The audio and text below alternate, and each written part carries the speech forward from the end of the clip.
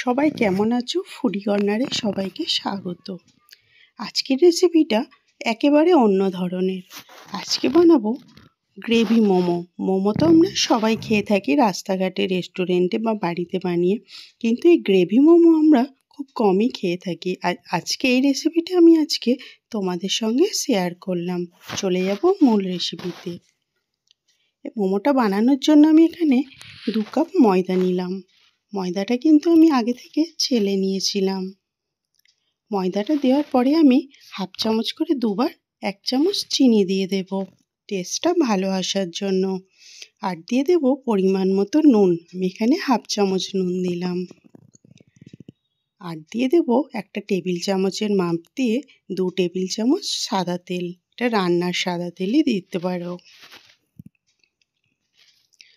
সবগুলো উপকরণ হাতের সাহায্যে বেশ ভালোভাবে ঘষে ময়াম দিয়ে নিতে হবে বেশ কিছুক্ষণ ধরে, যাতে তেলটা ময়দার সঙ্গে খুব ভালোভাবে মিশে যায়। ঠিক আমি যেভাবে ঘষে মেশাচ্ছি এইভাবেই করতে হবে। আর যখন এরকম একটা মুঠো করলে এরকম শক্ত হয়ে যাবে, তখন জানবে ময়ামটা পারফেক্ট হয়েছে।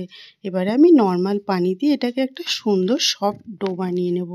ঘুরিয়ে একটা আমি ডো বানিয়ে নেব। ডোটা কিন্তু আমি খুব নরম ডো বানাবো না। ঠিক এই রকম একটা ডো বানিয়ে রেখে দেব। ডোটাকে আমি 10 থেকে 12 মিনিট রেস্টে রেখে দেব। ওদিকে মুরগির মাংস নিয়েছি কিছুটা পরিমাণে, এইভাবে ছোট ছোট করে কেটে নিয়েছি। মাংসগুলো করে একটা মিক্সিং জারের মধ্যে দিয়ে দেব, দিয়ে একটা সুন্দর পেস্ট বানিয়ে নেব।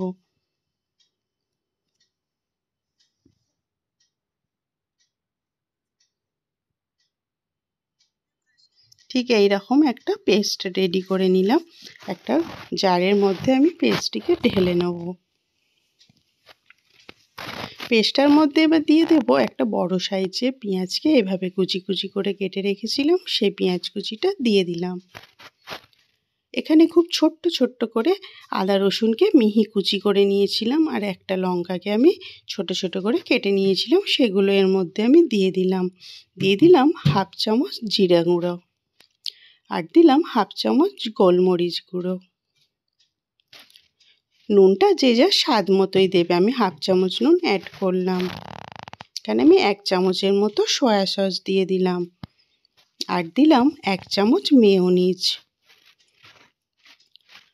সবগুলো উপকরণ খুব ভালোভাবে মিশিয়ে নিতে হবে, উল্টে পাল্টে চারি সাইড দিয়ে।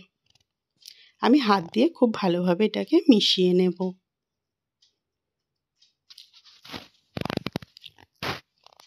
ঠিক মেশানোর পর দেখতে এরকম হয়েছে। এবারে ময়দাটাকে আমি 12 মিনিট পর আবারও একটুখানি নেড়ে নিয়ে এর মধ্যে থেকে গোল একটা লেচি কেটে নিলাম। বাকিটা আমি ঢাকনা দিয়ে রেখে দিলাম। এবার ময়দা দিয়ে এটাকে একটা খুব পাতলা করে বেলে নেব। যতটা পাতলা করে বেলা যায় ঠিক ততটা পাতলা করেই আমি বেলে নেব। দেখো থিকনেসটা আমি কেমন রেখেছি, ঠিক এইভাবে বেলে নিতে হবে।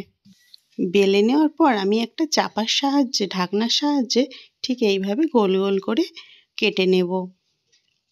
সঠিক মাপটা রাখার জন্য একটা ঢাকনার সাহায্যে কেটে নিলে প্রত্যেকটা তাহলে সমান মাপের হয়। এইভাবে আমি সবগুলো কেটে নেব। কেটে নেওয়ার পর একটার মধ্যে আমি মাংসের পুরটাকে এইভাবে দিয়ে দিলাম, আর আমি ঠিক এই রকম মুড়ে একটা ডিজাইন বানিয়ে নিলাম। মোমোতে যে যেরকম শেপ দিতে পারে সেরকম শেপই কিন্তু দেখতে ভালো লাগে। ঠিক এইভাবে একটা শেপ দিয়ে নিলাম। যে যেরকম পারো সেরকম পছন্দ অনুযায়ী কিন্তু শেপ দিয়ে নিতে পারো। আর মাংসটাকে হাত দিয়ে একটু চেপে দিলাম। আমি আরও একটা শেপ দিয়ে নিলাম ঠিক এইভাবে।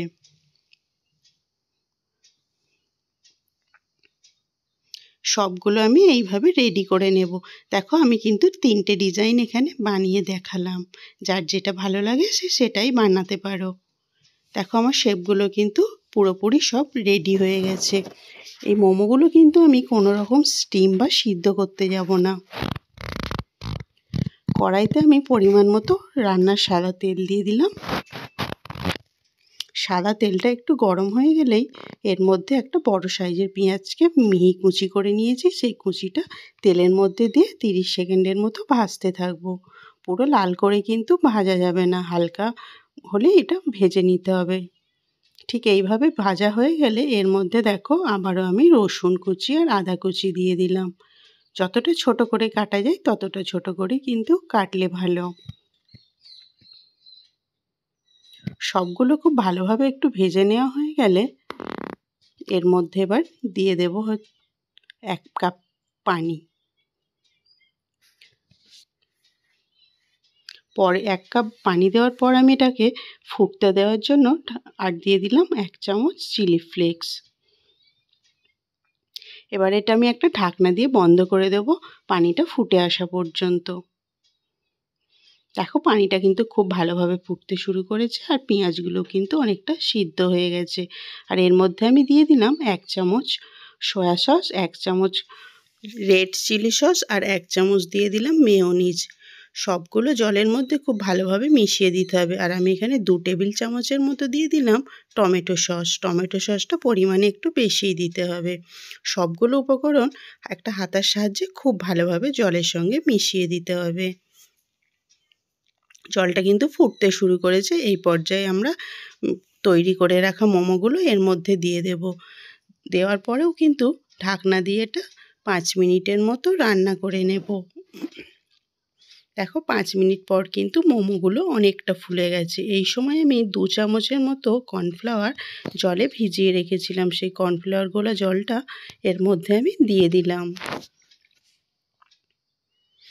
দেওয়ার সঙ্গে সঙ্গে কিন্তু ঝোলটা ঘন হতে শুরু করে দিয়েছে। ঠিক গ্রেভিটা দেখো অনেকটা ঘন হয়ে গেছে। এই পর্যায়ে আমি এখানে 1/2 চামচ নুন অ্যাড করলাম। যেহেতু সয়া সসে নুন দেওয়া থাকে তাই আমি এখানে 1/2 চামচ নুন দিলাম।